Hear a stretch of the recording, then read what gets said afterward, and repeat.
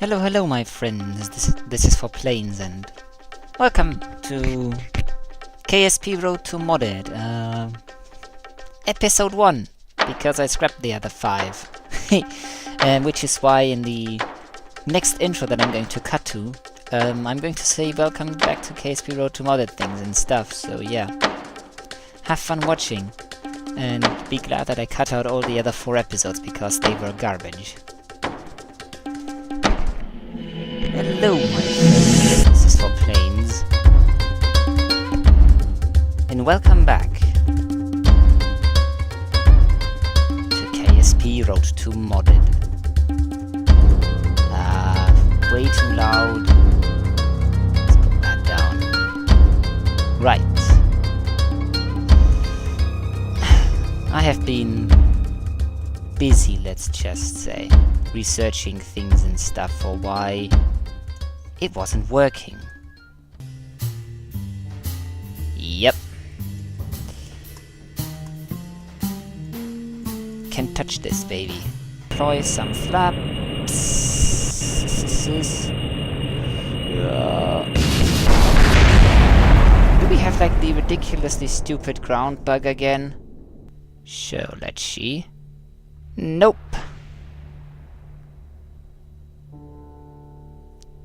Has not worked.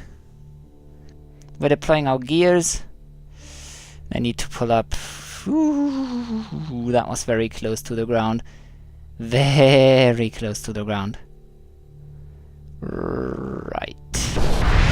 So the previous install, and it comes down to the fact that real solar system, that like the real scaled one, simply does kind of mess up the 3D meshes, and that causes it to not load correctly. Yada yada yada yada. So we're having to do a lot of stuff. Alright. So I'm currently setting up my game again. And I'll see you in game, I guess. Alright, my friends, I'm back and I've finished slowing down from coming in from like halfway across, not halfway, but a good 1,000 kilometers away. And currently I'm on the full flap deployment, slowing down, deploying the gears. We're going to have to slow down a lot if we want to land this thing successfully. Dearie me. And it doesn't want to brake. Like, really does not want to slow down. We're currently coming in very steeply as to like drop our altitude the fastest way possible. I'm pulling on the stick a lot more now. Yeah. We're slowing down. And we're landed. Well, something with the plane is wrong, and it yaws to one side, which I don't quite get what the problem is, but from what it seems like here is, yeah, we did land on a stable surface, which I suppose is good. Gear is a bit off. That causes it. Right.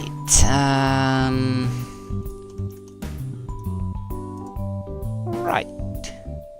Well, I guess we completely reworked it. I'm going to close KSP and I'm going to run a couple of... I'm going to try this a couple of times, so fly about a couple 100 kilometers away from KSC, return, land, and I'll record every time I come into land. So next time I come into land, I closed and reopened KSP. So see ya, guys. Alrighty then, guys. We're going to do a talkie time lapse now from our like couple of flights. I'm going to do this a couple of times. So yeah, I don't know how far I will have the footage compressed and how I've edited it out, because I'm recording the talkie bit before I'm actually flying it. But what we're gonna do is, as you might have already seen, take off, loop around or turn around, fly along the 270-degree marker, fly a couple of bits away, climb up to about 20 kilometers of altitude to unload the entire terrain mesh, fly about a couple hundred kilometers away, turn around, head back. And the way I'm flying is courtesy of the Advanced Jet Engine plugin, which scales the thrust of your and the fuel use of your engines inversely to your altitude and proportional to your speed, more or less. But what it does calculate is it runs the NASA jet engine sim in the background, and it calculates for your given speed and altitude the core airflow, and for your current speed with the core airflow, it will then calculate the thrust based on how your engine is constructed, with like the different values of blade and things and stuff for each compressor section, blah blah blah blah, yada yada yada yada. So that makes it a very interesting to fly. For example, low down, when in supersonic flight it can get over 500 kilonewtons of thrust out of these jet engines, and high up they only give like 50. So it makes flying and climbing to altitude a lot more interesting. As you see, I'm gaining speed and then burst climbing away and flying high up to save fuel. Then I drop around and down a bit, turn around, climb up, save fuel.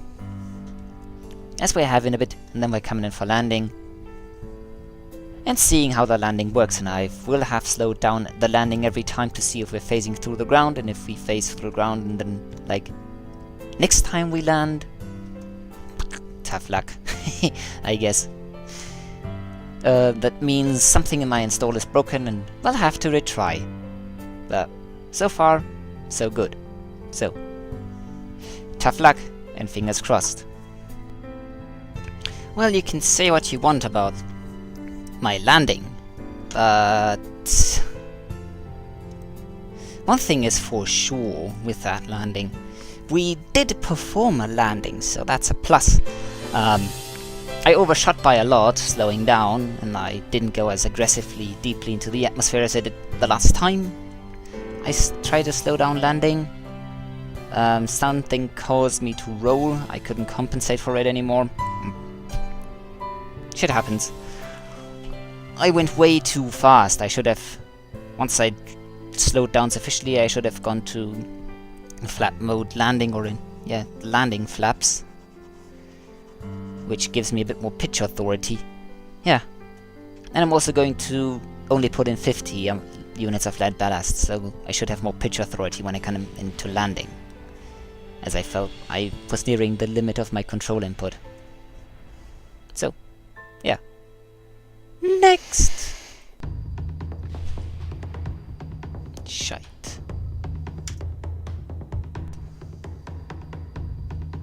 Damn, that was cutting it close, guys. Phew, that was a stressful landing, my friends. This is recorded right after I land previous, like the second try. And as you guys saw, on approach, we lost a bit of our wings here, or on the front, which I check, due to aerodynamic stresses, and then what was it? Yeah, and also we nearly kaplowed our engines on landing due to overheating, as the Advanced Jet Engine mod makes your engines overheat due to speed. And every engine has a different overheating threshold, which is lovely and fun. So yeah.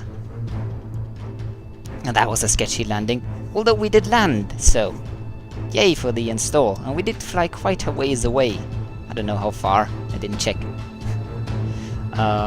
Yeah. I don't know if you noticed, but some of our flaps are not weren't working correctly as well on like the leading edge of the wing. So need to remedy that, and then we can go on. So fingers crossed. Let's see what happens on the next landing.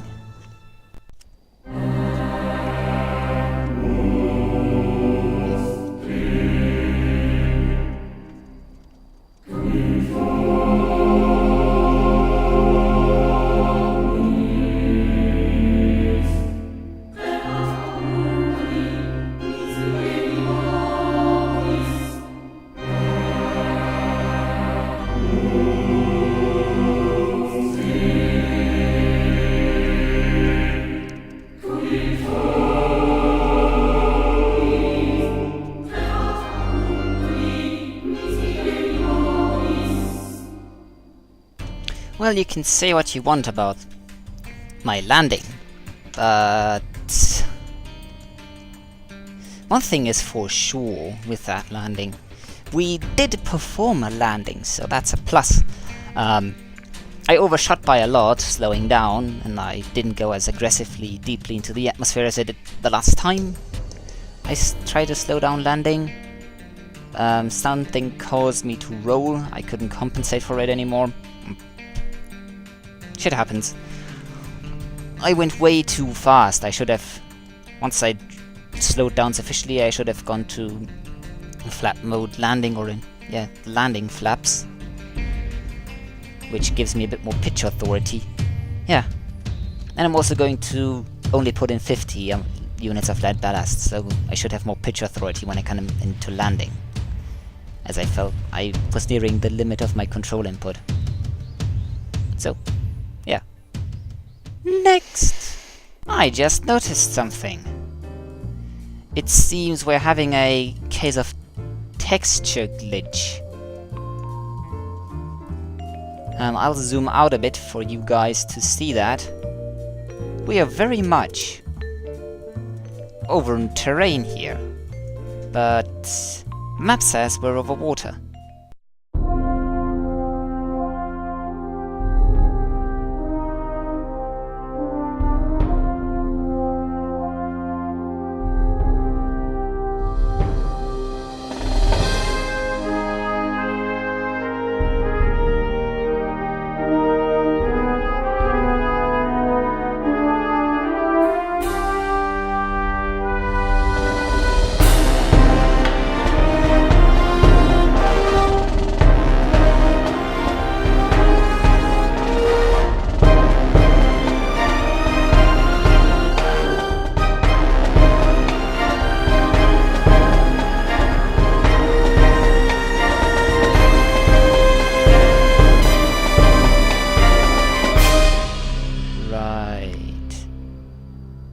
We have a landing, so that means at least the terrain mesh is working. Awesome. Turn off the engine.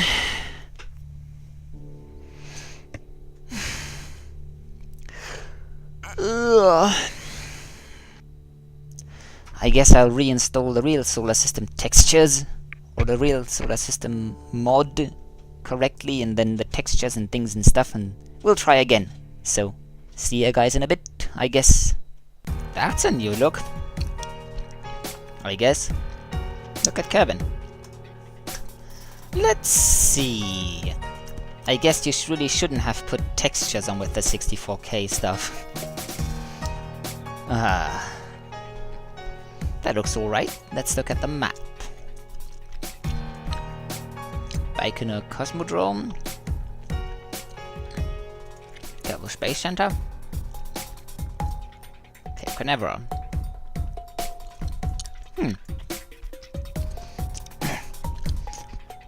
So that effectively makes Kerbal Space Program looks a bit like, yes, it is Kerbin, but with like real solar system like flavored launch sites. Alright, nice. A bit of a retexturing here and there. So yeah, I like it. I like it a lot.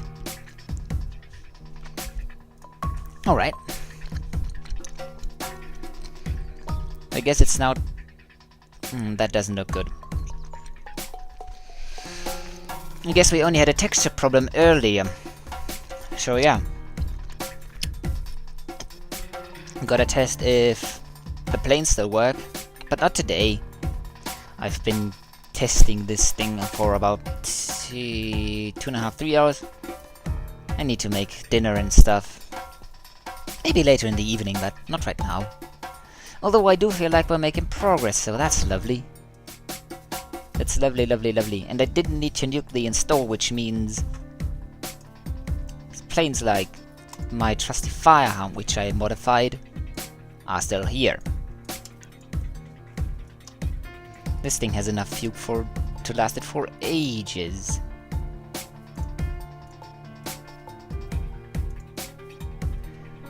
Yeah, he does. No fuel in here. Bit of lead ballast. I set this up in a way to make like the front a bit more heavy, which gives me a bit better control in super and hypersonic speeds, although I really need it.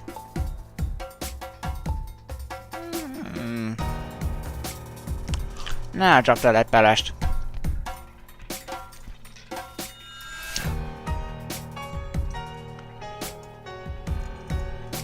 Moved you. I'll keep it like normal. The way I modified this is by using the tweak scale. I tweak scaled up these here to 140%. I re-put this somewhere else so we have a more stable landing base, wider wheelbase and stuff. So yeah, put in an additional control surface here, which doesn't do anything, I think. Yep, it's just a canard. And that's it, basically.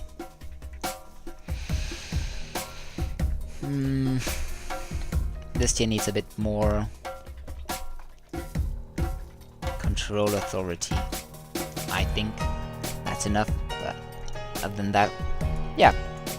I hope you liked it so far. Thanks for watching, guys, and we'll continue this in the next episode of KSP Road to Modded.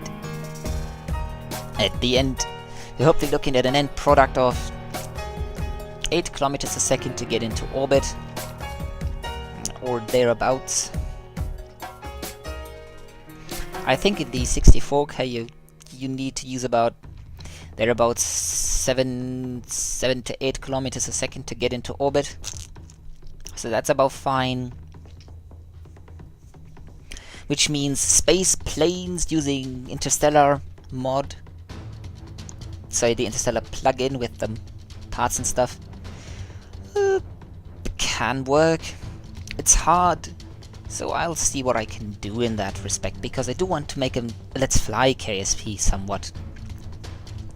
But yeah, I hope you liked it. If you did like my struggles and occasional crashing things and stuff, then yeah, just throw on a like on the video. If you want to see more, then consider subscribing. And other than that, thanks for watching and bye bye.